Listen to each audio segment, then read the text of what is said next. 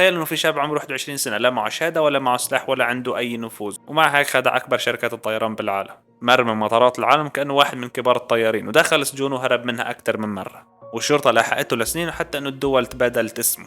اهلا وسهلا فيكم بفيديو جديد، وبهذا الفيديو رح نحكي عن فرانك أباغنيل. ولد فرانك أباغنيل بسنة 1948 بنيويورك. من أول ما ولد كان ذكي كتير، وأبوه كان رجل أعمال محترم وأمه كانت مرة فرنسية. كانت حياته طبيعية لحد ما إجا اليوم اللي قرر إنه أبوه وأمه إنه يروحوا يتطلقوا. وفرانك بهذاك الوقت كان مراهق وضايع وحس إنه الحياة كلها كذبة. فقال لك فرانك إذا الكبار بيكذبوا فأنا رح كذب أكتر منهم بس بطريقة أذكى منهم.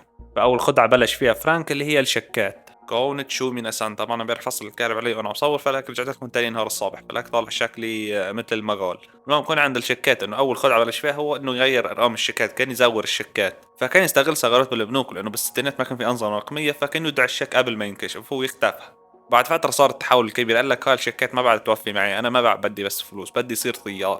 حسب روايته فرانك لاحظ شيء غريب، انه اي شخص بيلبس تياب رسميه وبيتصرف بثقه الناس ما بتساله اي شيء، فاشترى زي طيار مستعمل وعدل عليه وصنع بطاقه تعريف مزوره لشركه بان ام. كان يدخل على المطارات كمرافق او مراقب، كان يستخدم نظام طيار انه ينتقل على الرحله بدون قياده. طبعا الموظفين وقت شافوا الزي اللبس والمصطلحات اللي بيحكيها والساقيه اللي بيحكي فيها فما شكوا فيه ابدا. طيب هو شو اللي استفادوا من الشيء؟ استفادوا من الشيء انه كان يسافر مجانا، واكل ونوم وشرب وكل شيء مجانا، حتى يقعد بافخم الفنادق مجانا، حتى صار عنده علاقات كثيرة بما انه هو طيار. وهون صار اخطر لانه الناس صارت توثق فيه بدون اي تدقيق. وفترة من فترات مل من انه يكون طيار، قال لك خلص انا ما عاد بدي اصير طيار، بدي اصير طبيب اطفال. يعني قال لك انا رح جرب كل شيء بالحياة، ما رح اترك ولا شغلة وما اجربها.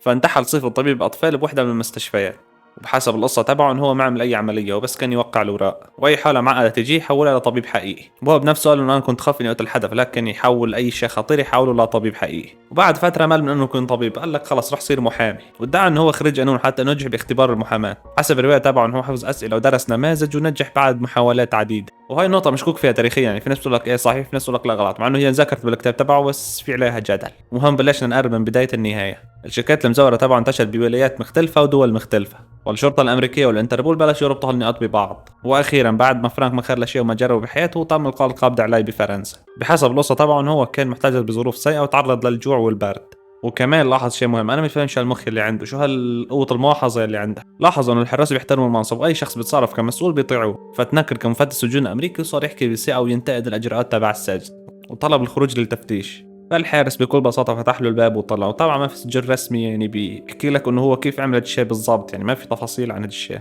بس الهروب نفسه كان مؤكد تاريخيا. وبعد فترة ألقوا القبض عليه مرة تانية ورجعوه على الولايات المتحدة، وهو موجود بالمحكمة كمان رجع هرب مرة تانية. بيقولوا لك إنه وقف ومشى المحامين وطلع الناس فكرته محامي، ما بعرف كيف بالضبط، بس هي يعني ما في تفاصيل حول الهروب تبعه كيف كان يسوي هذا الهروب. يعني هو على الأكيد كان يهرب، بس كيف كان يهرب ما حدا بيعرف، يعني ما في تفاصيل عن الهروب. وشو بالمحكمة مشى وهرب فكروا محامين، شو هالغباء هذا. كمان رجعوا ألقوا القبض عليه ورجعوه على السجن. وهاي المرة راح تكون الهروب الأخير، فراقب الروتين كيف ماشي بالسجن واستغل ثغراته وهرب باستخدام ذكائه فقط. وطبعا مثل ما حكينا انه ما في تفاصيل عن كيف هرب. فهالمرة الاف بي اي قبضوا عليه للمرة الأخيرة. وهون صار شيء غير متوقع، يعني الاف بي اي حكوا انه نحن عم نطارده من سنين وهو بيفهم بالاحتيال أكثر منا، فعرضوا عليه انه يخففوا الحكم عنه مقابل انه يتعاون معهم وما يعود يهرب من السجن. وبالنهاية تحول من مجرم لمستشار أمني، وصار يساعد بمكافحة التزوير. القصة تبعه ما فيها تفاصيل، في شغلات كتير يعني ما هي مذكورة، يعني ما في تفاصيل عن الأحداث اللي صارت خاصة وقت الهروب من السجن، يعني بس يقول لك والله راقب الوضع وهرب من السجن. طب قلنا تفاصيل كيف سوى هذا الشيء وكيف هرب من السجن. المهم هاي القصة كانت مبنية على رواية فرانك أباغنيل. أنا عم أحكي لكم الشخصية مثل ما طلعت بالكتاب تبعه وبالأفلام تبعه، حتى إنه في جدل تاريخي بالنسبة لدقة بعض التفاصيل، يعني مثل إنه والله بالمحكمة فجأة قام وطلع إنه هو محامي، يعني ما تفهمونا إزاي يا باشا. المهم هاي قصتنا لليوم، إذا عجبكم الفيديو تحطوا لايك بالقناة. طبعا ما عليكم من شكلي طالع مثل المغول لأنه هلا بعني فايق، يعني امبارح طفى الكهرباء علينا وقمنا تاني نهار صلت عم صور الصبح وبعني وجهي ماني مغسل. المهم بس كده، أريجاتو جوزايماس، تشاو.